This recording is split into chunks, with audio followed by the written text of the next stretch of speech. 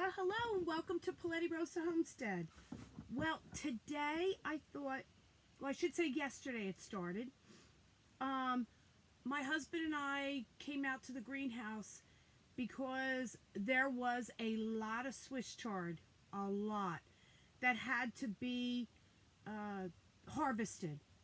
So we turned around, we harvested it, we washed it, and I got ready for canning.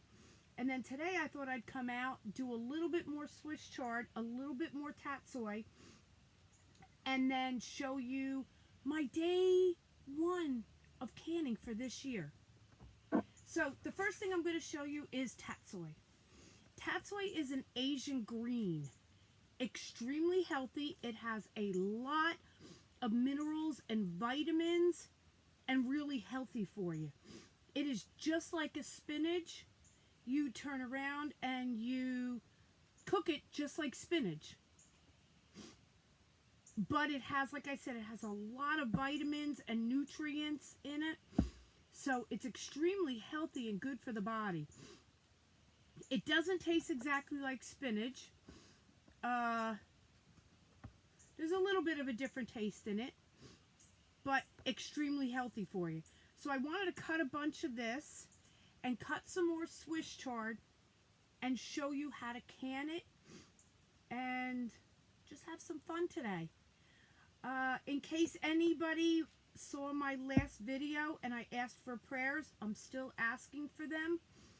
I have not gotten my results yet from the biopsies, but I was very lucky yesterday because I had my annual checkup with my family doctor. So I asked him a lot of questions, and he told me where the polyps were. We're in a very good spot that if there was a procedure or if the polyps turned out to be cancerous, it is in a very good spot for having that taken care of. And he said the size of them, it's very small. So he said that he feels that I did catch it early and that I should have a pretty easy recovery if they were cancerous. If they're not cancerous, that's even better. But we'll see. So let me finish cutting this tatsoi, and then I will show you what the Swiss chard looks like. As you can see here, I do have my cabbage. My husband and I do not eat cabbage, or we don't eat sauerkraut. What I do is I cut these leaves off all the time, and I throw them in the chicken coop. Chickens love it, and greens are very healthy for them. And then my cabbage heads, what I will do is I will have a nail. It's a long nail, and I put it up through the core of the cabbage, and I hang it, and the chickens just go crazy for it.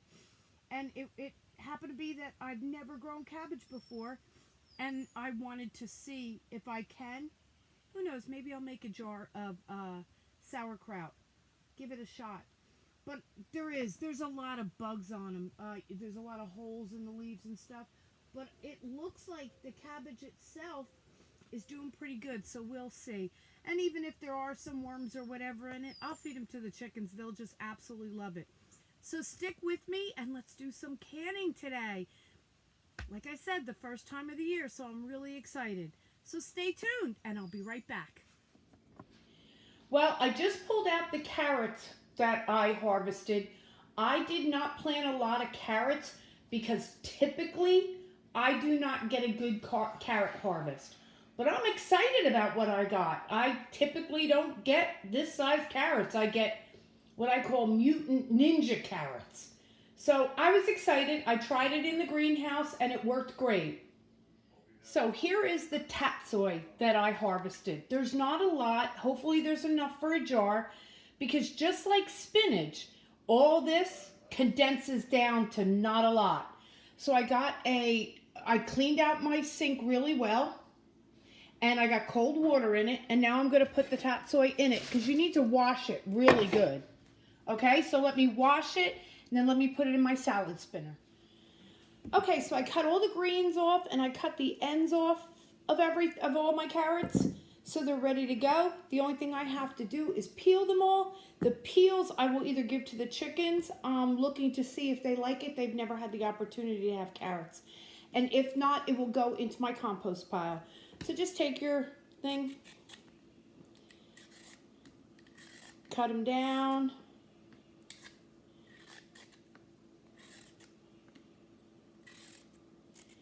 And then what I usually do is I slice my carrots. After you've done it one time, just go around it real quick to make sure that everything is off. I'll put my slices right there. And then what I usually do is I just cut my carrots in the slices I want, and then I put them in water, okay? From there, once they're nice and washed and cleaned, I'll put them into a jar. So we'll be back. Okay, so I've washed and peeled all my carrots, and I diced them up about that thickness. And I got 2 jars of fresh carrots. So I'm really excited about that. Now, with carrots, if you're going to pressure can them, you do not have to cook them ahead of time. And that is because they will cook when they're in the pressure cooker. And then when you take them out, you always heat them up anyway. So I got 2 of these, and I've made sure all the jars were all washed out and nice and clean. And then over here, I have some frozen carrots from in the freezer. And I wanted to make sure I can them before they, go bad or anything like that. So I put my little funnel on the top. And just get them all in here.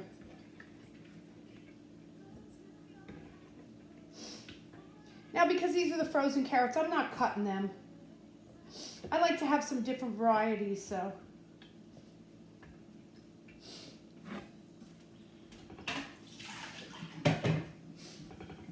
Then it's up to you what you want to do. You could put a ½ a teaspoon of salt in your carrots if you want. I typically don't do that. I prefer waiting after I cook them and we're going to go eat them. If you want to put a little salt and butter on them, that's up to you. But the next step you want to do is you want to make sure all your lids are clean. So get a nice paper towel because it's a non-acid food.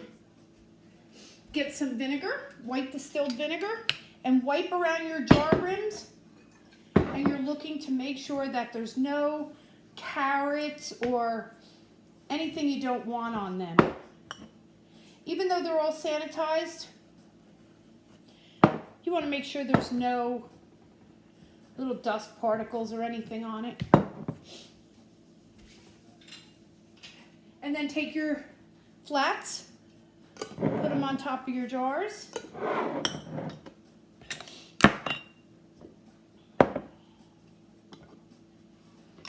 Get your jar lids. Spin, then one extra little oomph. Oh, what am I? Okay, sometimes stupidity does set in because I forgot to add the water. You need to add water in these. So let me get some water and I'll be right back. Okay, so we filter all our own water here, and that's because we are on city water and it is so heavily chlorinated. So we do our own water, and I put them in glass jars. So you want to fill this up to about 1-inch headspace. And I went over on that one, which is fine. I have my little thing here that I can take some out. And 1-inch headspace is that last line going all the way around. Now this is the time that you would add your salt once you get your water in.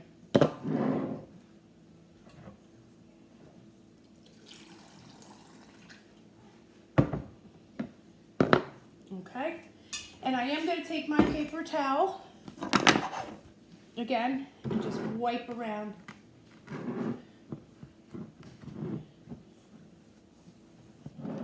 Then, like I was saying, put your flat on, screw top lid, go round and round, and then one oomph.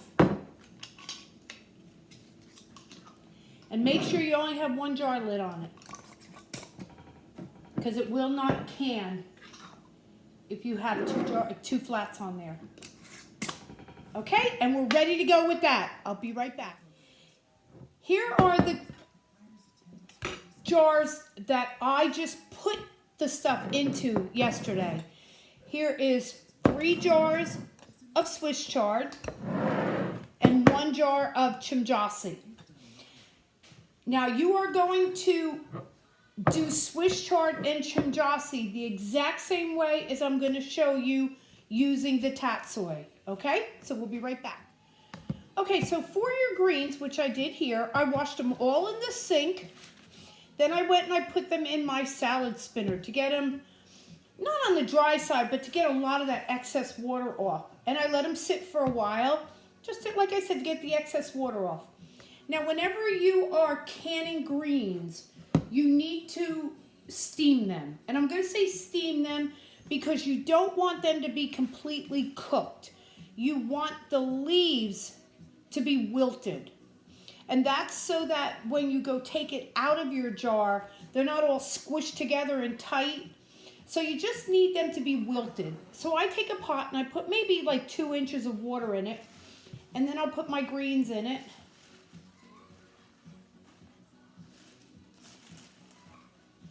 And I will steam it until they're wilty. So I will bring you back when I get to that point. Now my canner's been sitting outside for the winter. It has been under an overhang, and excuse me, I just got soaking wet and all dirty, so excuse me. So you want to clean your canner, okay? So I'm going to go clean it up, make sure it's all nice and clean, and then I'll be back. Okay, another thing I'm going to do, because it's been, like I said, it's been a whole season, is I'm going to take the seal inside my canner, I'm having a rough day today, I think. And I'm going to put a little olive oil on a paper towel, and I'm just going to coat it.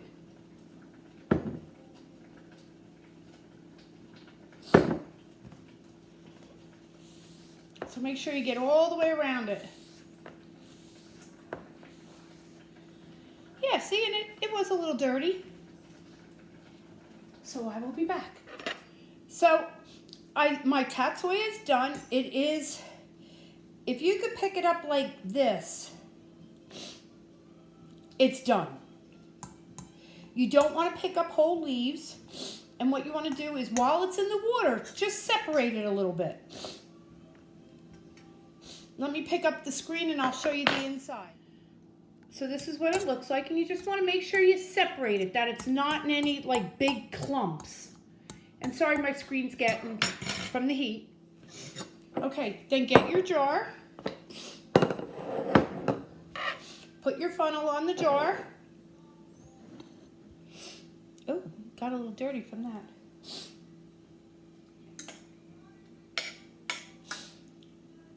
And pick it up and put it in.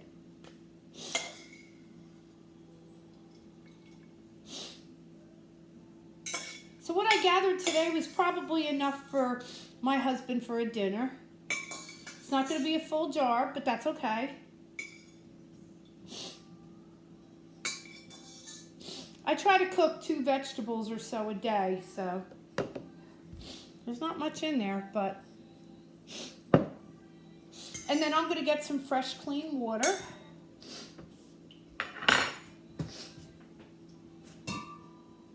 Oops, wrong jar. And again, you want this to 1 inch.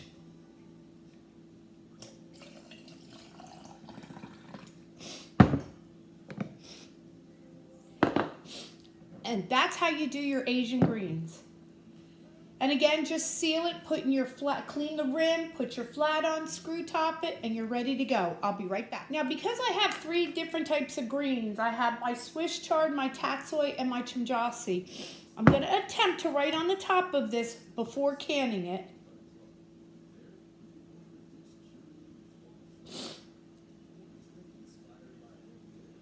So that I'll know what the difference is. If not, we're going to have to play it by ear. So I'll put this over there. Now I'm going to get my canner ready, okay? So, get everything out of my sink. One thing to remember is, other than the tatsoi, nothing is really hot. And even the tatsoi is very easy to pick up and hold on to. It's just warm. And everything else is cold. Do not put these jars in hot boiling water. They will break. So, you can use your canner and you can put lukewarm water in it. That's not a problem. Now, when pressure canning, you don't fill the water over the rim like you do with water bath canning. I roughly put in about 2 to 3 quarts of water in.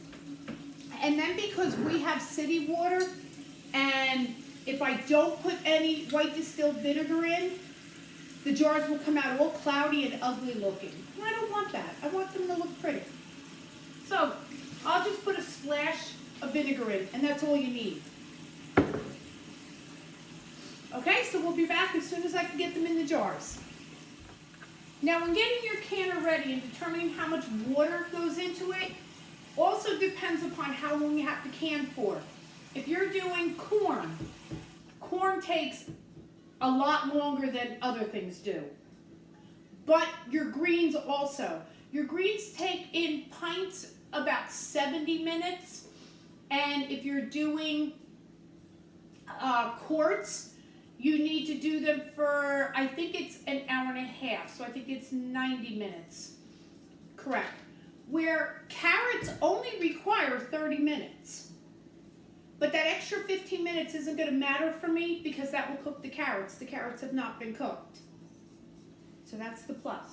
So make sure you have enough water in it that when it starts boiling and evaporates into steam, that you're not going to burn your canner out. You don't want to do that.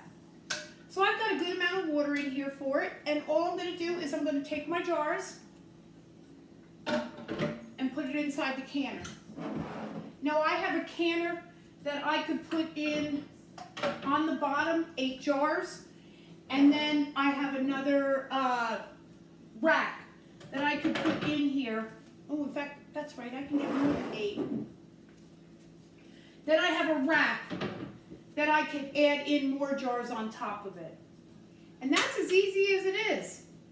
If you have any questions, maybe my next video I'll go even to part 2.